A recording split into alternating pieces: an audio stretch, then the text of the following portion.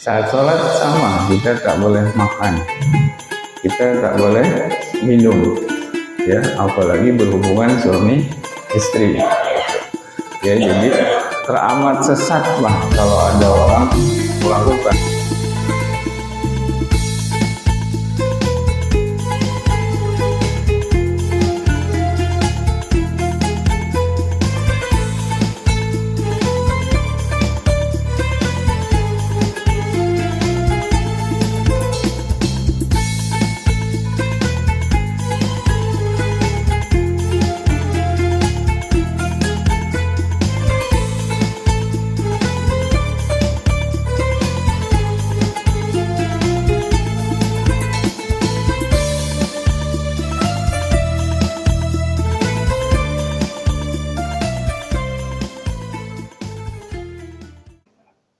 Assalamualaikum warahmatullahi wabarakatuh. Alhamdulillah wa syukurillah. Ya, marilah kita selalu panjatkan puja-puji dan syukur kita kehadirat Allah Subhanahu wa taala yang senantiasa mencurahkan berbagai nikmat dan karunia-Nya kepada kita, walaupun di saat-saat kita lalai dan lupa. Ya, semoga Allah selalu yang mengiringi berbagai nikmat-Nya dengan hidayah dan taufiknya, maghfirah, ya, inayahnya, agar betul-betul kita dapat mempergunakan segala nikmat yang dikaruniakannya kepada kita dengan cara yang diridhoi olehnya. Amin ya rabbal alamin. Salawat dan salam semoga senantiasa Allah limpahkan kepada junjungan kita, ya, pemandu kita, baginda dan besar Muhammad sallallahu alaihi wasallam, juga kepada segenap keluarga beliau, para sahabat beliau, dan keturunan beliau serta seluruh umat beliau hingga akhir zaman. Amin ya rabbal alamin. Dan semoga kita semua, ya, bersama segenap keluarga dan keturunan kita, Allah tetapkan sebagai hamba-Nya yang beriman, ya, umat Rasulullah sallallahu alaihi wasallam yang setia hingga selamat kembali ke hadirat Allah Subhanahu wa taala dalam keadaan husnul khatimah. Amin ya rabbal alamin. Alhamdulillah, pada kesempatan pagi hari yang mulia ini, ya, saya mohon ridhonya kepada seluruh jamaah, wabil khusus Ketua DKM kita Bapak Haji Edi dan segenap jajarannya serta para tokoh masyarakat, bahwa kali ini saya tidak menggunakan kitabnya dulu nih, ya, bukan berarti tidak membahas isi kitabnya, tetapi, ya, saya ingin sedikit mengulas, ya, makna puasa, gitu, ya, makna puasa, dan sebenarnya ini masih terkait dengan tema kita, ya, tema kita yang sedang berjalan adalah sholat, ya. Dan di dalam sholat kita sebenarnya juga berpuasa, gitu, ya kan? Saat sholat sama, kita tak boleh makan, kita tak boleh minum, ya, apalagi berhubungan suami istri, gitu. Ya, jadi teramat sesat lah kalau ada orang melakukan sholat berjamaah sambil melakukan hubungan seksual, gitu, apalagi bukan antara suami istri. Kan kalau nggak salah pernah tuh ada aliran sesat kayak gitu tuh, sholat jamaah kok nggak pakai baju gitu, nggak pakai busana, ya, ada kan gitu, malah kemudian terjadi hubungan seksual, gitu, ya, orang makan minum aja nggak boleh gitu lagi sholat, bahkan apa, bicara ngobrol, ya, di dalam sholat pun tidak boleh. Jadi puasa di dalam sholat itu lebih tinggi daripada puasa di dalam ibadah puasa itu sendiri yang saat ini kita laksanakan di bulan Ramadan. Di puasa Ramadan kita masih boleh bicara ngobrol dengan sesama kita. Gitu. Tidak dilarang ngobrol. Tapi kalau puasa di dalam sholat nggak boleh. Walaupun dulu awalnya masih boleh, ya. Di awal sholat dilaksanakan itu masih boleh, misalnya menjawab salam orang yang datang. Jadi masih boleh melakukan bicara, dialog, komunikasi dengan orang lain. Jadi kalau kita sedang sholat terus ada yang datang mengucapkan salam, maka dulu di awal itu orang yang sholat masih menjawab salam. Tapi kemudian turun ayat Allah yang melarang itu. Jadi betul-betul akhirnya sempurnalah puasa di dalam sholat. Bicara pun tidak boleh, ya, ngobrol aja nggak boleh.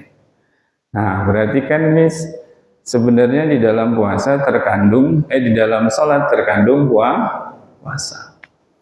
Nah, dan ini pun sangat terkait dengan tujuan perintah puasa. Perintah puasa, ya, dalam ujung ayatnya, dan kita semua alhamdulillah sudah tahu, la'allakum tattaqun, agar kita bertakwa. Gitu.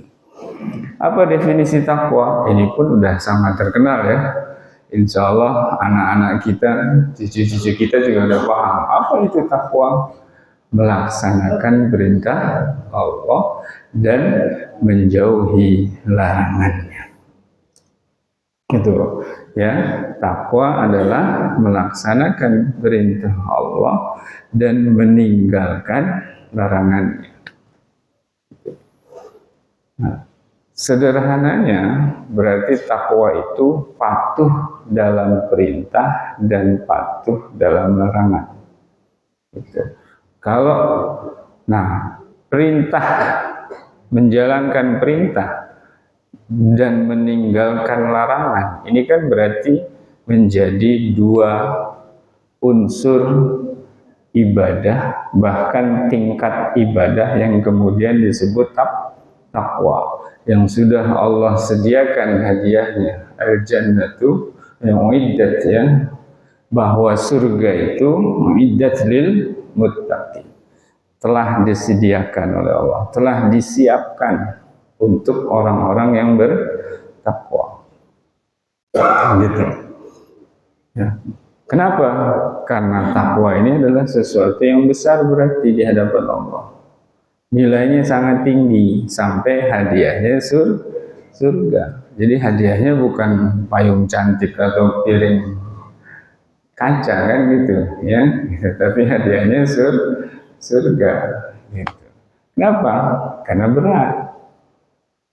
Gitu. Nah, di antara dua hal ini, menjalankan perintah dan meninggalkan larangan, yang lebih berat yang mana? Menjalankan perintah atau meninggalkan larangan? Meninggalkan larangan lebih berat. Gitu.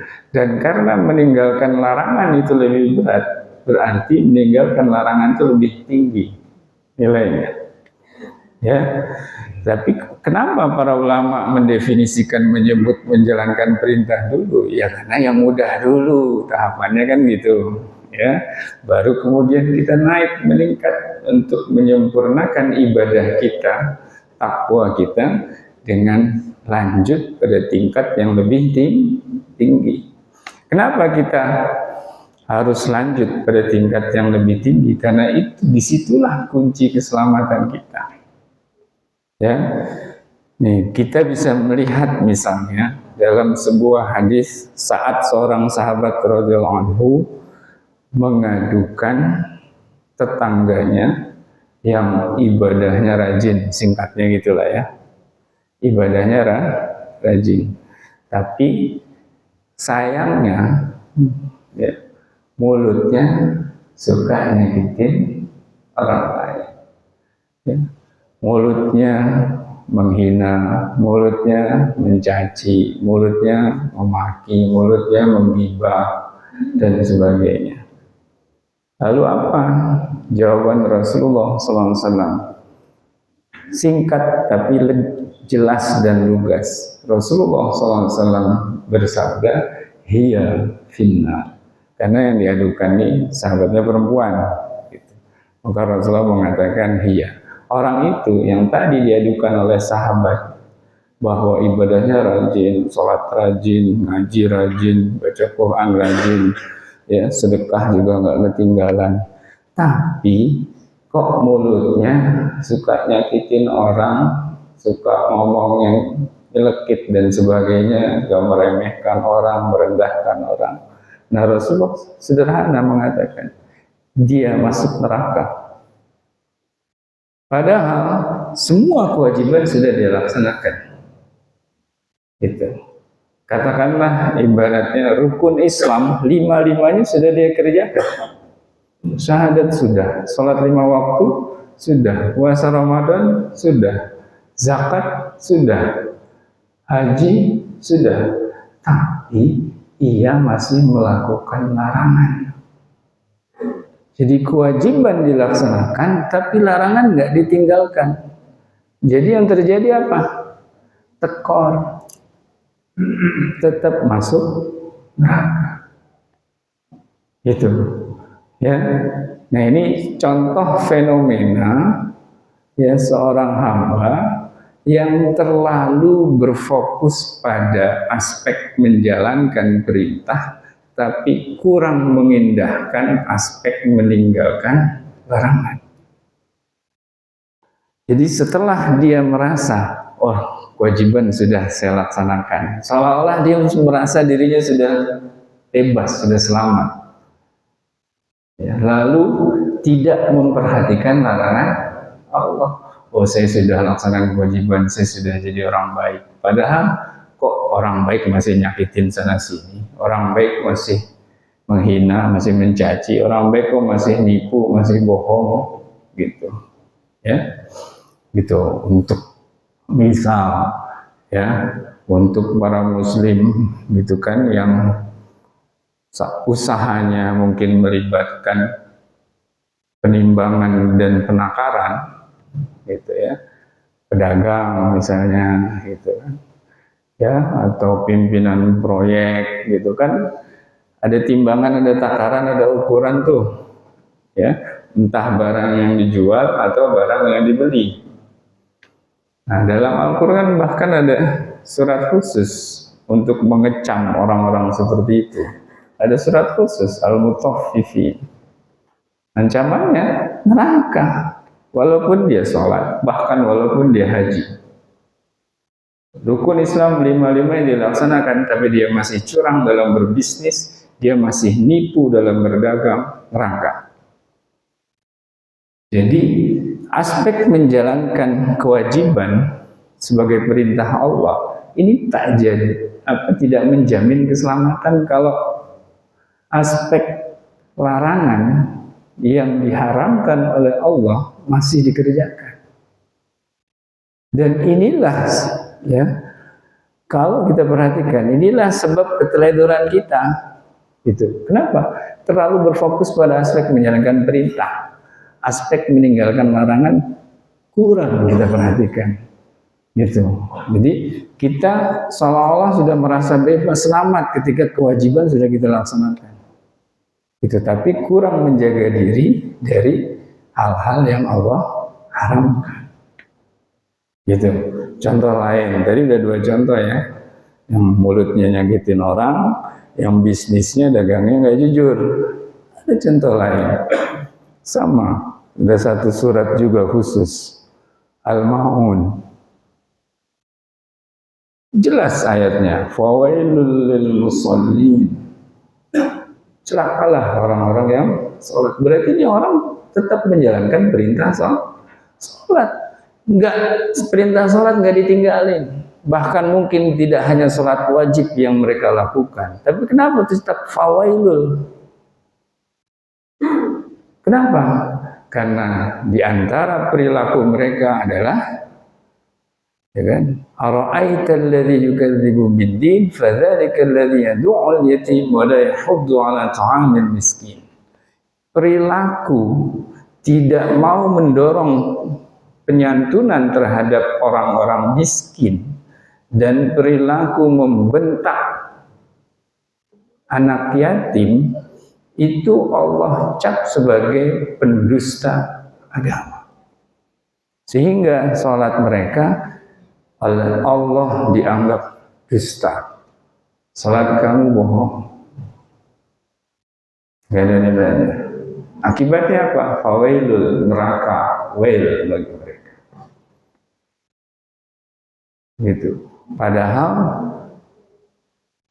salah satunya hanya membentak anak yatim. Dan anak yatim ini secara status sosial adalah orang yang berada di bawah kita. Dari umur lebih muda. Dari pendidikan ya lebih rendah. Gitu kan? Ya, rata-rata anak yatim ini kan status sosialnya lebih rendah daripada kita orang-orang dewasa. Nah, kalau menghardik, membentak orang yang berada statusnya di bawah kita, itu sudah Allah cap pendusta agama. Kira-kira kalau kita membentak orang yang sebaya dengan kita gimana? Lebih nggak pantas, dan Allah akan lebih tak suka. Apalagi kalau kita kok membentak orang yang di atas kita statusnya, jadi tak pantas. Orang yang lebih tua misalnya, gitu, kita bentak, ya, berarti tak pantas. Dan itu sudah jelas yukadzibu bidin. Dan ini contohnya kan. Apakah kau tahu siapa orang yang mendustakan agama? Allah jelas. Itulah orang yang tidak mau mendorong penyantunan terhadap orang-orang miskin dan yang menghardik, membentak anak yatim. Sederhana contohnya. Tapi ya bahaya kalau kita sepelekan. Gitu. Nah, orang yang terlalu fokus, alhamdulillah saya sudah melaksanakan perintah salat, tapi tidak mengindahkan larangan tadi. Larangan kita berbuat menyakiti orang lain misalnya. Kan akhirnya terjebak pada sikap itu, perbuatan itu. Sehingga apa? Salatnya menjadi sia-sia. Tidak menjadi jaminan keselamatan. Nah, itu yang berbahaya. Gitu ya. Nah, artinya berarti kita dapat menyimpulkan ya bahwa ya menjalankan perintah saja tapi tetap melakukan larangan itu masih membuat orang celaka ya, karena dosa melakukan larangannya itu ternyata lebih besar daripada pahala menjalankan perintah yang dilakukan. Gitu ya, bahkan perbuatan yang kelihatannya ringan hanya membentak seorang anak kecil ya, anak yatim, karena kalau udah dewasa kan nggak disebut yatim lagi gitu ya. Seperti saya nih, ayah saya sudah meninggal tapi kan saya udah bukan yatim. Kalau saya masih yatim masih bisa dapat santunan dari Al-Furqan kan. Gitu. Kan enggak, berarti udah jelas anak kecil. Jadi apa? Membentak anak kecil, salatnya tak ada nilainya. Fawailul, celaka, Allah masukkan dalam neraka. Gitu. Nah, berarti insya Allah ya kita akan lebih mengindahkan aspek meninggalkan larangan. Kenapa? Karena kalau orang berfokus pada aspek meninggalkan larangan, dengan kata lain pada intinya, pada pokoknya, utamanya adalah meninggalkan apa yang Allah haramkan, singkatnya adalah meninggalkan maksiat, gitu kan? Meninggalkan maksiat, maka otomatis ia pun akan menjalankan kewajiban pada Allah. Gitu. Orang yang berfokus pada menjalankan kewajiban, ia laksanakan kewajiban sholat, tapi lalai dengan perintah Allah, akhirnya ia sholat, tapi mulutnya masih menggibah, mencaci, bohong, gitu, membentak anak yatim dan sebagainya. Tapi orang yang fokus untuk meninggalkan maksiat, ya, gibah ia tinggalkan, bohong ia tinggalkan, tipu menipu ia tinggalkan, korupsi ia tinggalkan, gitu. Sholat di mana? Beranikahnya meninggalkan sholat? Meninggalkan sholat maksiat bukan? Meninggalkan sholat maksiat bukan? Bukan sholatnya. Meninggalkan sholat maksiat bukan? Maksiat. Jadi maksiat itu kan penentangan kepada Allah, baik dalam hal perintah maupun dalam hal larangan. Jadi ketika orang berfokus meninggalkan maksiat, maka meninggalkan sholat ia tak berani. Kenapa? Karena itu berarti maksiat. Sehingga ia pun akan melaksanakan kewajiban sholat. Kalau nggak mau puasa, padahal mampu, kuat, sehat, maksiat bukan? Maksiat. Nah, karena ia tak mau melakukan maksiat, maka ia pun pasti mau puasa. Gitu, ya kan? Ketika hartanya sudah mencapai haul dan nisab, lalu ada orang yang tidak mau bayar zakat, itu maksiat bukan? Maksiat. Nah, karena fokusnya meninggalkan maksiat, maka dengan sendirinya ia mau bayar zakat, karena ia ingin terhindar dari semua maksiat kepada Allah. Begitu juga ketika hartanya sudah cukup, ya, untuk melaksanakan ibadah haji, berarti ia kena kewajiban haji, maka dengan senang hati ia mau mengeluarkan hartanya untuk pergi haji. Kenapa? Karena meninggalkan kewajiban haji itu juga maksiat kepada Allah. Gitu. Jadi ketika kita berfokus pada meninggalkan larangan, utamanya meninggalkan maksiat, maka kewajiban pasti dilaksanakan. Nah, karena itulah benarlah sabda Rasulullah SAW dalam sebuah hadis, kalau tak salah riwayat Al-Baihaqi, ittaqil maharima takun a'badan nas. Jagalah dirimu dari berbagai hal yang Allah haramkan, dari berbagai keharaman, maka jadilah engkau orang yang paling baik ibadahnya kepada Allah. Iya, kenapa? Ya, jagalah dirimu, hindarkanlah dirimu dari berbagai keharaman, maka jadilah engkau orang yang ibadahnya paling baik. Kenapa? Karena larangan ditinggalkan, perintah dilaksanakan. Tapi kalau kita fokus menjalankan kewajiban, akhirnya larangan masih banyak yang dilaksanakan, dikerjakan. Kan tekor tadi kan? Gitu. Ya.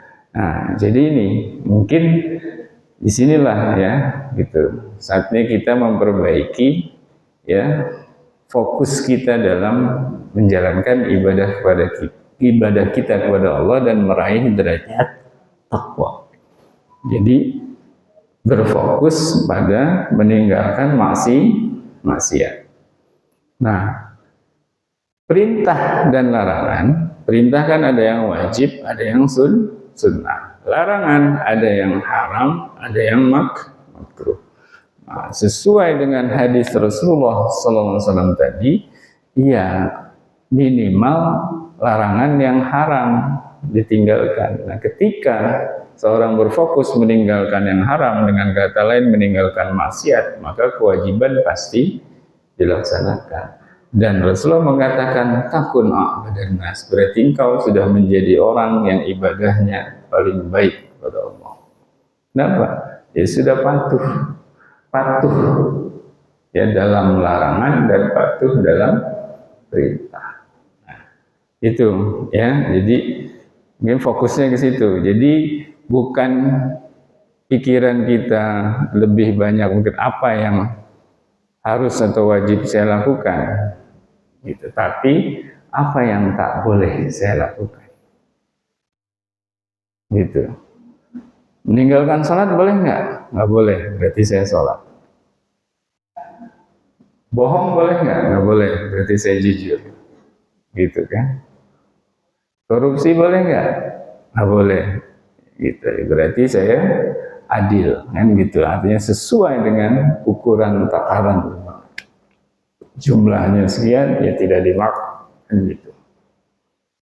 Dan berarti, nah dalam sholat misalnya, dalam sholat pun ini sangat berguna ketika hati kita waspada. Ya sebagaimana sebelumnya sudah kita bahas bersama, ya, untuk membangun kehusuan dan menjaga kehusuan kita di dalam sholat, maka fokusnya adalah apa yang tidak boleh terjadi pada diri kita di dalam sholat. Apa yang nggak boleh kita lakukan? Misalnya, nggak boleh pikiran ini beralih kepada selain Allah. Kan itu. Tapi benar, dibilang susah. Kenapa ya? Ikan makan ini memang lebih tinggi. Makanya kan jaminan dari Rasulullah, kalau kita mengamalkan ini, semua bentuk keharaman, ya, itu berhasil kita tinggalkan, dan otomatis di dalamnya mencakup pelaksanaan kewajiban, jadilah kita hamba Allah yang ibadahnya paling baik. Gitu. Ya, sekarang gimana yang makruh masih dilakukan? Nah, makruh kan memang masih boleh, nggak dosa, ya kan? Daripada meninggalkan yang makruh. Contoh aja. Itu sudah tidak merokok, tapi menghina orang yang merokok. Itu kan meninggalkan yang makruh, tapi jatuh pada yang haram. Menghina orang haram. Memang kita tahu antara orang yang tidak merokok dan orang yang merokok, mana yang lebih mulia derajatnya di hadapan Allah. Dan gitu. Oke, kan rokok haram. Hilafiyah. Itu mungkin perlu sesi tersendiri tuh kalau kita mau bahas, ya. Singkatnya begini, tolok ukur keharaman itu adalah, ini singkatnya ya, tolok ukur keharaman itu adalah mengakibatkan mudarat yang langsung terjadi. Salah satu tolok ukur, salah satu ya, bukan satu-satunya. Nanti bisa dipadukan dengan berbagai, dikombinasikan dengan berbagai tolok ukur lainnya. Tapi salah satu tolok ukur sesuatu yang diharamkan Allah, akibat buruknya langsung terjadi. Khamr, maboknya besok apa minggu depan? Dan maboknya saat itu. Gitu. Membunuh orang, matinya besok apa minggu depan? Saat dibunuh mati. Gitu. Walaupun ada kemungkinan matinya belakangan, tetap kan umumnya ya begitu, memang itu katakanlah kena bagian vitalnya, ya langsung mati. Gitu. Jadi khamr misalnya kan, tingkat bahaya khamr itu efeknya langsung terjadi. Apa salah satu bahaya khamr yang menjadi alasan atau ilat agama mengharamkan? Menghilangkan akal. Fungsi akal langsung hilang, mabok. Sudah. Akal tidak bisa lagi membedakan mana benar, mana salah, mana baik, mana buruk. Langsung saat itu. Rokok dibandingkan dengan rokok, ketika orang merokok lalu kemudian dipropagandakan bahwa rokok mengakibatkan kanker misalnya, kapan kankernya? Bulan depan? Belum tentu. Tahun depan? Belum tentu. 10 tahun lagi? Belum tentu. 20 tahun lagi? Belum tentu. 30 tahun lagi? Belum tentu. 40 tahun lagi belum tentu. Banyak orang di desa, di kampung bisa hampir dikatakan seumur hidup merokok sampai usia tua, dan mereka biasa-biasa aja, sehat-sehat aja. Gitu. Artinya itu secara sederhana, analisis sederhana tadi, tingkat bahaya rokok itu kecil, ya. Dan itu pun belum tentu terjadi.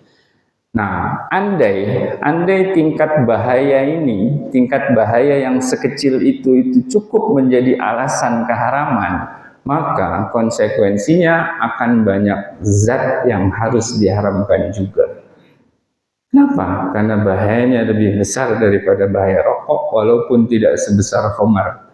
Tapi kan kalau tingkat bahaya rokok ini jadi standar keharaman, maka akan banyak zat yang harus diharamkan karena tingkat bahayanya lebih besar dari rokok. Apa? Obat-obatan. Silahkan beli obat apa saja di warung maupun di apotek. Baca labelnya. Ada efek sampingnya? Ada efek sampingnya? Banyak. Ada obat di apotek yang kita baca tanpa efek samping? Tidak ada. Tidak ada, Pak. Efek sampingnya apa? Misalnya ada menyebabkan kerusakan hati dan ginjal.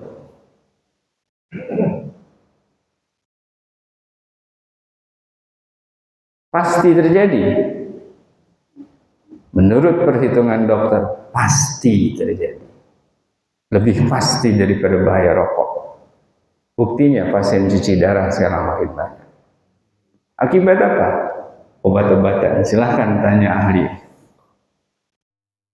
Kerusakan ginjal itu akibat obat-obatan yang dikonsumsi. Dan itu terjadi. Logika dokter itu pasti, orang minum itu pasti rusak. Berarti tingkat bahaya itu lebih besar daripada tingkat bahaya rokok yang belum tentu terjadi. Jadi seandainya standar ukuran rokok ini betul cukup untuk jadi alasan keharaman, maka banyak yang diharamkan. Konsekuensinya. Gitu. Nah, contoh lain misalnya asap, kan salah satu yang paling dikeluhkan adalah asap dari rokok. Ya, kalau orang menghisap rokok berarti menghisap asap rokok, ya kan? Nah, berbagai penyakit yang dipropagandakan kan belum tentu terjadi tuh, walaupun puluhan tahun. Gitu. Mabok aja enggak kan? Efek mabok yang diakibatkan oleh khamar saja itu tidak terjadi pada rokok. Walaupun ada orang yang merokok seperti kereta gitu, sambung menyambung nggak putus, terus ngebul ya. Kenapa? Karena kacangnya belum habis, teh manisnya belum habis terus ya. Terus menyambung. Bandingkan dengan asap kendaraan berbahan bakar fosil, ya kan, alias bensin dan solar. Dan sekarang mayoritas masih itu kendaraan yang kita gunakan. Andai ya ada orang menghisap asap kendaraan, menghirup asap kendaraan dengan cara seperti menghirup rokok. Rokok kan ada pakai pipa, Pak, ya.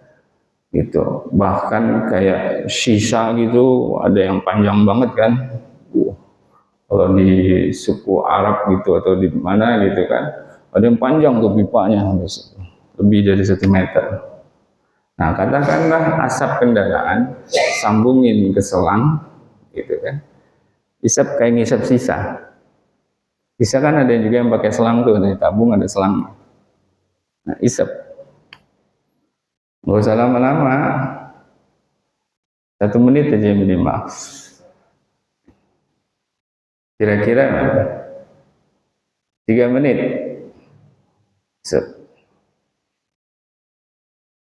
Kalau cuma pingsan aja masih bagus.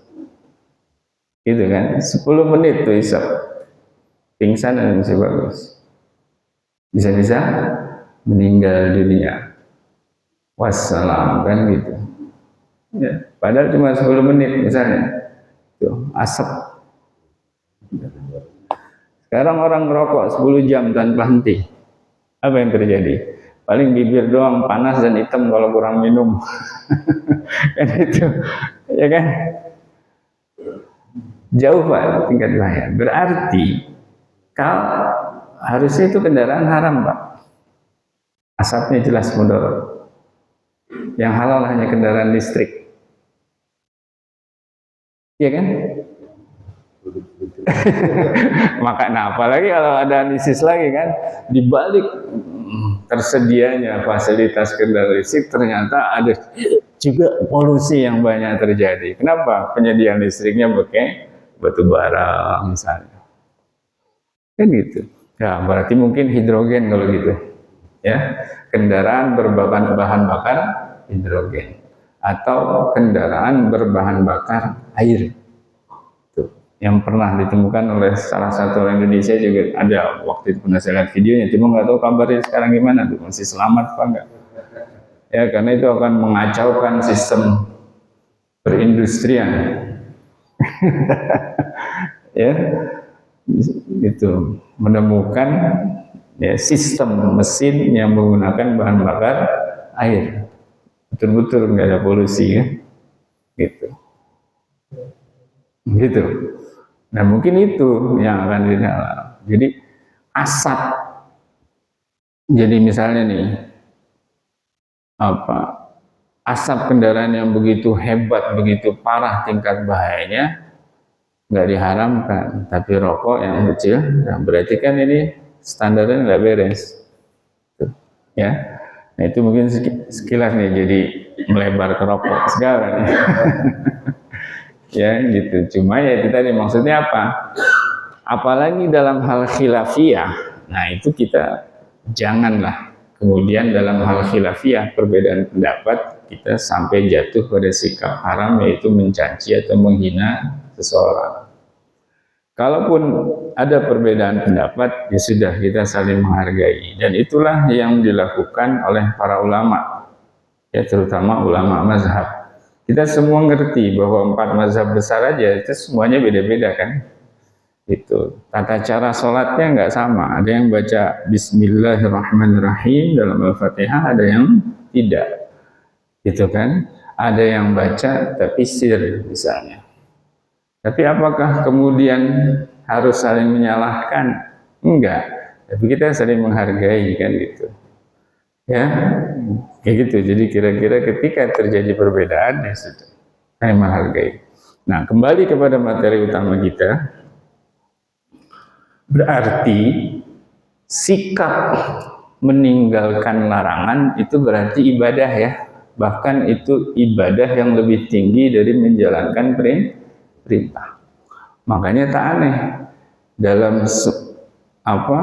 Al-Quran, Allah Subhanahu wa Ta'ala berfirman, dan insya Allah firman ini termasuk yang sering kita dengar karena ada dalam surah pendek. Fa'amma man khafa maqama rabbih wa nahan nafsa 'anil hawa fa innal jannata hiyal ma'wa. Maka adapun orang yang takut akan kebesaran Tuhannya. Nah, karena dia takut akan kebesaran Tuhannya, apa sikap yang muncul? Wa nahan nafsa 'anil hawa, dan ia pun menahan dirinya dari hawa nafsu. Berarti ia menjaga diri dari maksiat kepada Allah. Apa yang ia dapat? Fa innal jannata hiyal ma'wa. Maka surgalah tempat kembalinya. Jadi sikap kita meninggalkan maksiat itu Allah kasih hadiah surga. Kenapa? Ya berat, benar berat. Makanya hadiahnya surga. Tapi Kalau aspek menjalankan kewajiban kayak tadi, orang sudah melaksanakan kewajiban sholat, orang sudah melaksanakan manasik haji, kewajiban haji dilaksanakan. Ya, puasa Ramadan juga ia jalankan. Tapi masih melakukan apa yang Allah haramkan, nggak dapat. Belum, malah dapatnya neraka yang jelas-jelas disebut. Walaupun ada janji bila hati masih mengandung keimanan sekecil apapun, tetap ia akhirnya nanti akan dimasukkan ke dalam surga. Ya cuman kan kalau mampir dulu di neraka Pak, ya na'udzubillah, karena vonis paling sebentar itu 400 tahun. Dan 400 tahunnya 400 tahun akhirat, bukan 400 tahun dunia. Gitu. Ya, berarti kan jelas tuh. Fa amma man maqama rabbih wa nahan nafsa 'anil hawa fa innal jannata yal ma'wa. Adanya surga. Berarti ibadah. Nah, lalu ketika ada orang dalam upayanya untuk menjaga diri dari kemaksiatan kepada Allah, ia merasa hanya bisa selamat ketika itu dengan cara tidur. Maka tidurlah ia untuk menjaga dirinya dari kemaksiatan. Ibadah bukan? Ibadah. Jadi tidurnya orang yang berpuasa dari segala larangan Allah, itu kan as-shaim kan sebenarnya itu. Siapakah as-shaim? As-shaim adalah orang yang menahan diri dari larangan Allah. Lalu ia tidur untuk menjaga dirinya dari keharaman, maka itu adalah ibadah. Berarti benar enggak matan hadis yang mengatakan naumus shaimi ibadah? Benar berarti kan? Gitu. Tidurnya orang yang berpuasa. Berpuasa dari apa? Berpuasa dari segala keharaman. Berarti ibadah. Enggak bertentangan dengan ajaran Islam, bahkan sangat selaras dengan unsur ketakwaan yang tertinggi, yaitu meninggalkan larangan, dan sangat selaras dengan janji Allah dalam firman tadi, fa amma man khafa maqama rabbih wa nahan nafsa 'anil hawa fa innal jannata hiyal ma'wa. Makanya Rasulullah menyatakan naumus shaimi ibadah. Tidur orang yang berpuasa karena hakikat berpuasa adalah berpuasa menahan diri dari keharaman, maka ibadah. Karena itu tidur orang seperti itu nggak mungkin dia tidur dari subuh sampai maghrib, zuhur dia sholat, asar nggak mungkin, itu malah lagi. Iya kan, bagus habis subuh tidur, 5:30 bangun, waduh puasanya enteng banget tuh. Gitu. Ya itu tidak termasuk ibadah yang Rasulullah sebut dalam naumus shaimi ibadah. Karena kan jelas tidurnya untuk menghindarkan diri dari apa yang Allah haramkan, menjaga diri dari maksiat. Berarti nggak mungkin ia tidur untuk sengaja niat nanti zuhur lewatin aja, asal lewatin, enggak begitu. Ya gitu. Tapi ketika memang kondisi kita merasa wah kalau saya nggak tidur melek terus, ini tangan nggak tahan nih buka-buka HP melulu. Gitu. Kalau sekarang kan mungkin godaannya di situ ya, buka-buka HP melulu. Gitu. Dan kadang-kadang walaupun bukan kita yang nyari, ada aja yang ngirim tuh, itu ya, ada aja yang ngirim, gitu kan. Yang ngirim tuh kadang macam-macam, kadang merasa udah sama-sama dewasa, udah sama-sama rumah tangga, sudah macam-macam yang dikirim. Nah, itu dibuka ya, rusak puasanya, kan gitu, ya. Dalam apa ya? dalam meneruskan pesan sama, kita juga harus hati-hati dalam meneruskan pesan. Pesan yang kita teruskan tuh mengandung maksiat enggak? Gitu. Karena ada kaidah kaidah fikih, darul mafasid muqaddamun ala jalbil masalih. Menghindarkan kemudaratan, menghindarkan dosa gitu. Itu lebih utama daripada menarik kebaikan atau menarik ngambil pahala. Karena kalau ada pahala ada, dosa ada, tekor kayak tadi dengan sholat dia kerjakan tapi masih ngebentang anak yatim, tekor gitu. Ya. Puasa dijalankan tapi masih bohong. Itulah yang Rasulullah sebutkan, banyak orang puasa tapi nggak dapat apa-apa kecuali lapar dan haus, rugi gitu. Nah, ketika kita meneruskan pesan atau mengirim pesan, perhatikan ada unsur maksiat nggak di pesan itu. Kalau ada unsur maksiat, jangan teruskan. Berarti kita berperan dalam menyebar maksiat. Apa contoh sederhana? Aurat yang terbuka. Ya bahkan ada di video nasihat gitu kan. Nasihatnya bagus. Tapi dalam video itu masih ada aurat yang tak boleh kita lihat. Melihat aurat yang bukan hak kita maksiat bukan? Maksiat. Haram apa makruh? Haram. Jangan teruskan. Walaupun di dalamnya ada nasihat kebaikan. Kenapa? Dosanya bisa bikin kita tekor. Haram sebenarnya itu. Aurat. Nah itu yang banyak. Makanya ya kalau saya berusaha itu, wah ini nasihatnya sih bagus, cuman kok ini videonya aurat masih terbuka ya, saya nggak terusin gitu, masih ada aurat yang terbuka, berarti kita jadi maksiat ya. Nah jadi ya Pak, nah ini kan berarti kenapa kemudian itu banyak kemudian yang meneruskan, karena fokusnya pada melakukan kebaikan, tidak fokus pada meninggalkan maksiat. Jadi lalai dengan unsur maksiatnya gitu. Ya. Lalai dengan unsur keharamannya yang ada di situ. Dia hanya fokus pada unsur kebaikan. Memang ada. Ya namanya dunia itu hal yang lumrah. Sesuatu itu ada kebaikannya, ada keburukannya. Tinggal ditimbang mana yang lebih besar gitu. Nah, kalau patokan sederhana dalam kaidah tadi, menghindarkan kemudaratan itu lebih utama daripada menarik kebaikan. Menghindarkan dosa itu lebih utama daripada kita mencari pahala. Kenapa? Karena dosa haram ini besar. Jadi bisa tekor.